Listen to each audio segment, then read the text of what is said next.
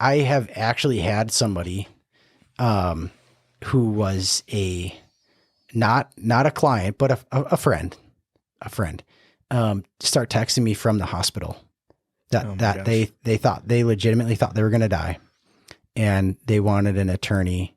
They wanted to know if I could help them get an attorney out there to set up an entire trust and deed all of their rental properties into this trust and do a will before they die. And he thought he had hours, Oh my gosh.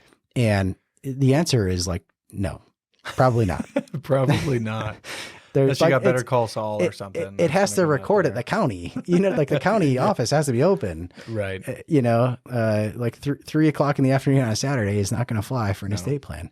So, but here's the deal is even if your plan is, hey, if I'm not around, someone else will have to deal with this anyways. Yeah. There is a situation that I think is potentially worse. And families that have gone through this may potentially agree with what I'm about to say. And that's, what if you're around but incapacitated? Yeah. Right. Who's making those decisions? Mm-hmm. What are they doing? Right. Do they pull you off life support? Yeah. And who has to make that call? And did somebody know what you wanted? Yeah. What if you're in a coma or you're in a major surgery and you're not going to be in a mental capacity to deal with your own financial affairs for, weeks or potentially months. Who's dealing with your financial affairs? Who can get access to your accounts, pay your bills, all of these things, right? Like those are what the power of attorneys are for, is for when you are still alive, but you still need some help tending to your own affairs. And then, obviously the advanced healthcare directive is part of, letting people know what you want to have happen. Yeah. Because, you really hate, it's one thing to divide up assets, right? And say, well, the kids can fight over whatever. It's a whole nother thing if you want to try to put it on your kids that, Johnny said, pull the plug and Jenny said, keep dad around. And that is a really, really heavy conversation to make your family debate. But if you have an estate plan in place, guys, it is written out. It is part of a solid retirement plan that you really should consider having. I would say if you got assets and you want to, and I guess from personal experience with dealing with clients, is if you want your kids and grandkids to have a good relationship, please put something in place beforehand. Just put it in writing. Yeah. Put it in writing. Make it happen. And I would say, those things are the key things that I would say as well. Having the trust, wills, healthcare director, power of attorney. The one thing I would say on top of that, and it's not necessary, and most attorneys do this, is make sure that when you have a trust is to fund the trust. Yeah.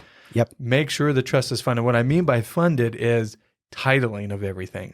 Make sure things are titled correctly. It's great if you got this beautiful trust, but it doesn't mean anything if nothing is titled into it. Yeah. I'm sure dealing with some clients of like, hey, let's make sure bank accounts, right? I dealt with a client where it was a widow. It was Olin husband's name. Yeah. And to like get access to that account was very difficult. You have to go through a process. You have to get a death certificate. You got to go through this and this. And it wasn't even a POD. Anyway, it was a mess. So it's so important to not only get the trust, but to fund it and make sure all titling, all beneficiaries are up to speed. Well, and there's some things that you can't always title in the trust, right? Like I've had people say, well, yeah, so I want all my accounts in my trust. Okay, we can do that with brokerage accounts. Right. Great. Right. I cannot do that with your Roth IRA. I can't do it with your 401k. Right. That's just not how it works. Yeah. It has to be in your name. Yeah. Okay. And they say, okay, well, we'll put the trust as a beneficiary. Yeah. Okay. That can work. Look, if that's the way you want to do it, that can work. Sometimes with traditional, assets, again, going back to the planning conversation of all this and the tax planning, you might have a beneficiary that, there's their life circumstances is they're not a really high income earner. Right. And you might have another child that is a really high income earner.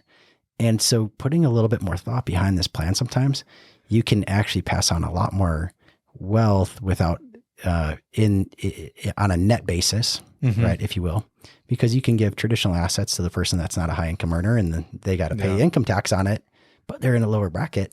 And maybe the Roth dollars is less money, but it goes to the guy that's got the high income, right? Yeah. So he doesn't have he's not dealing with the tax liability. Right. now I'll probably get canceled for this whole conversation because I'm talking about, helping somebody that makes a lot of money avoid more taxes. But that's not how, we are having conversations with clients, right? It's about what's in their best interest and helping, whatever is going to be left, transfer it to the kids. And there's tax efficient ways to do that and not tax efficient ways to do it. Right. Yeah. Let's say they have part of their legacy. They want to pass it on to charity. Why not give the taxable amount to charity and the other assets to kids or something? I mean, it all depends. And we're having this conversation, again, framed up from what do you start doing when you're 5 years out from retirement? Right. And so a lot of you are scratching your head going, they just keep talking about, okay, when we die. Right. And I don't like to use that word. Okay. When you graduate. I had a college professor that taught me to use the term, the end of someone's financial plan. When they experience the end of their financial plan. Of planning. Interesting. But here's the deal. Your financial plan actually ends when all the assets are appropriately transferred. Right. Yeah. There's a big way to do that. But the reason why we have this conversation now is because, yes, we plan as if you're going to live to 100. Mm-hmm. Very important, right? Right.